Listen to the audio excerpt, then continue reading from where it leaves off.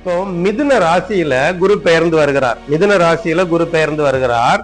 இது குழந்தை குரு பெயர்ந்து வந்ததுக்கு பிறகு குழந்தை பிறக்கும். குழந்தை பிறந்தால் அந்த ஒரு வருட காலத்திற்குள் பிறக்கிற குழந்தையை அவர்கள் கோயில்ல போய், பெருமாள் கோயில்ல போய் தத்து கொடுப்பார்கள். தத்து கொடுத்து வாங்குவார்கள், மாமாவிடம் தத்து கொடுத்து வாங்குவார்கள். இப்படி ஒரு சம்பிரதாயம் காலாகாலங்களா இருந்து வருகிறது.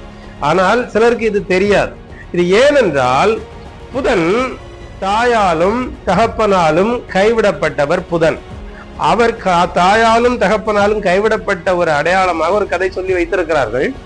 இந்த ராசியில் அப்படி இருக்கிறவர்களுக்கு தாய் இழப்போ, தந்தை இழப்போ, தான் இழப்போ, உடல் ஊனங்களோ, இந்த குழந்தை வீட்டுக்கு பாரமாகவோ ஏதோ ஒரு விஷயத்தில் இந்த குழந்தை இருக்கும். அதனால் இந்த குழந்தையை தத்து கொடுத்து பின்பு வாங்குவார்கள், மாமாவிடம் கொடுத்து பின்பு வாங்குவார்கள். இப்படிப்பட்ட ஒரு சம்பிரதாயமும் இருக்கு.